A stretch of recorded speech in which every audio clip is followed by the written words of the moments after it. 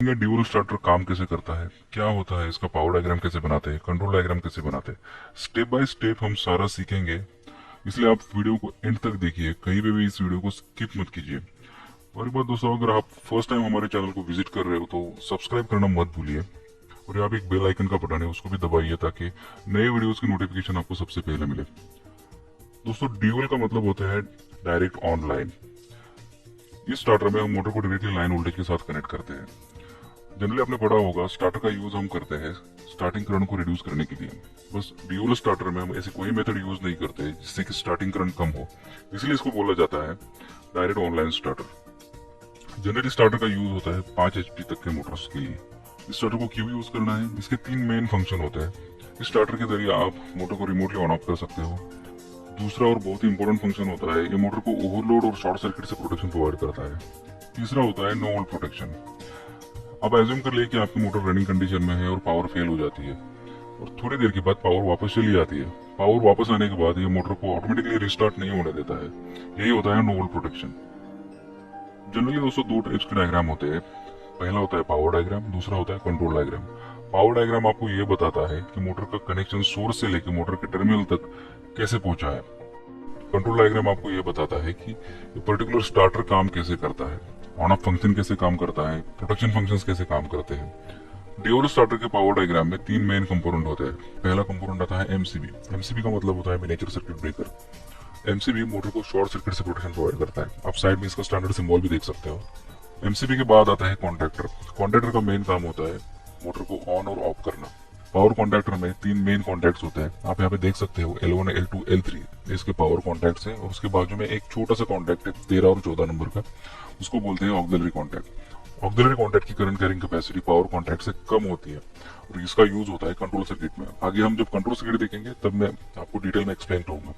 Contactor के बाद आता है ओवरलोड रिले। इसको थर्मल ओवरलोड रिले भी बोला जाता है। इसका मेन काम होता है मोटर को ओवरलोडिंग से बचाना। ओवरलोड रिले के बाद हम कनेक्शन देते हैं मोटर के टर्मिनल्स में। ये बेसिक पावर डायग्राम।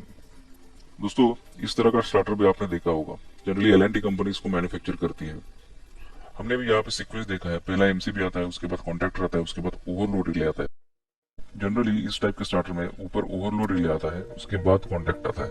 दोस्तों, सीक्वेंस चेंज होने से स्टार्टर के फंक्शन में कोई फर्क नहीं पड़ता है।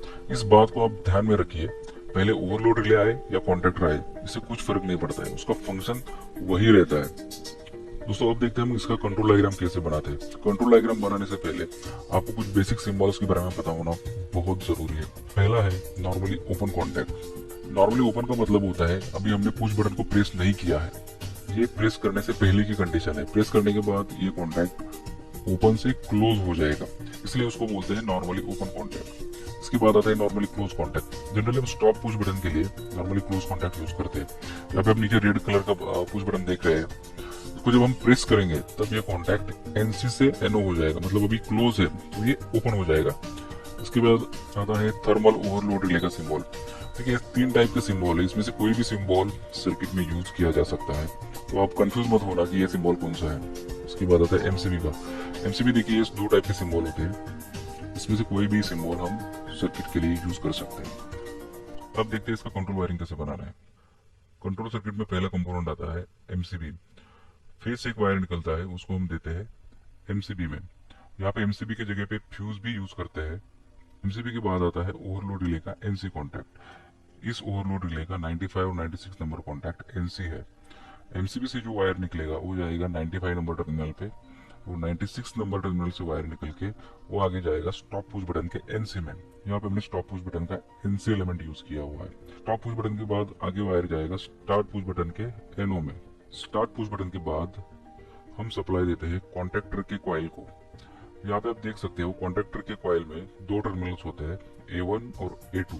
यहाँ पे हम 230 वोल्ट का कॉन्टैक्टर यूज कर रहे हैं, इसलिए पुश बटन के बाद जो वायर निकलेगा वो जाएगा सीधा A1 में और A2 में हम यहाँ पे न्यूट्रल वायर कनेक्ट करेंगे। इसके बाद हम ऑक्सिलरी कॉन्टैक्ट का एनो कॉन्टैक्ट यूज करते हैं और उसको कनेक्ट करते हैं पुश बटन के अक्रॉस। इसको बोलते हैं hold on contact. Hold on contact क्यों यूज करते हैं, इसका डिटेल एक्सप्लेनेशन मैं आपको वर्किंग के टाइम पे बताऊंगा। अब यहाँ पे देखते हैं ड्यूल स्टार्टर का वर्किंग। आपके सामने कंट्रोल सर्किट डायग्राम है और पावर सर्किट डायग्राम है। हम यहाँ पे 3 मोड स्टडी करेंगे। पहला तो मोटर को स्टार्ट कैसे करना है, स्टॉप कैसे करना है, और तीसरा फॉल्ट कंडीशन में ड्यूल स्टार्टर कैसे काम करता है। अभी सर्किट को एनर्जाइज करते हैं। चलो हमारा सर्किट एनर्जाइज हो गया है। अब दोनों एमसीबी को ऑन कर लेते हैं। एमसीबी को ऑन करने के बाद यहाँ पे आप कंट्रोल सर्किट देख सकते हो। हमारा सप्लाई आया है पुश बटन के ऊपर, स्टार्ट पुश बटन के ऊपर तक हमारा सप्लाई आया है, क्योंकि हमने यहाँ पे ओवरलोड और स्टॉप पुश बटन का एनसी एलिमेंट यूज किया हुआ है। पावर सर्किट में आप देख सकते हो, जैसे एमसीबी क्लोज किया हमने, यहाँ पे कॉन्टेक्टर के ऊपर सप्लाई आया हुआ है। मोटर को स्टार्ट करने के लिए मैं स्टार्ट पुश बटन को प्रेस करता हूँ। जैसे मैं पुश बटन प्रेस करता हूँ, कॉन्टेक्टर के कॉइल को सप्लाई जाता है। आप देख सकते हो यहाँ पे A1 और A2 को 230 वोल्ट सप्लाई मिला है। तो मेरा कॉन्टेक्टर की कॉइल एनर्जाइज हो चुकी है। जैसे ही कॉन्टेक्टर की कॉइल एनर्जाइज होती है, ये कॉन्टेक्ट्स को पिकअप कर लेती है इस तरह से, और हमारे मोटर को ओवरलोड रिले के थ्रू सप्लाई मिलता है और मोटर हमारी स्टार्ट हो जाती है। आप यहाँ पे देख सकते हो, मैंने अभी तक स्टार्ट पुश बटन को रिलीज नहीं किया है। देखिए, जैसे हमारे पावर कॉन्टेक्टर होल्ड हो चुके हैं, वैसे ही हमारा ऑक्सिलरी कॉन्टेक्ट सी वो भी होल्ड हो चुका है। अब देखिए, मैं स्टार्ट पुश बटन को रिलीज करता हूँ तो क्या होता है। देखिए, जैसे मैंने स्टार्ट पुश बटन को रिलीज कर दिया, हमारा सप्लाई जा रहा है ऑक्सिलरी कॉन्टेक्ट के थ्रू। इसे बोलते हैं होल्ड ऑन कॉन्टेक्ट। अगर हम होल्ड ऑन कॉन्टेक्ट का यूज नहीं करते हैं तो स्टार्ट पुश बटन को जब प्रेस करेंगे और जैसे ही रिलीज करेंगे, हमारा मोटर ऑन होकर ऑफ हो जाएगा।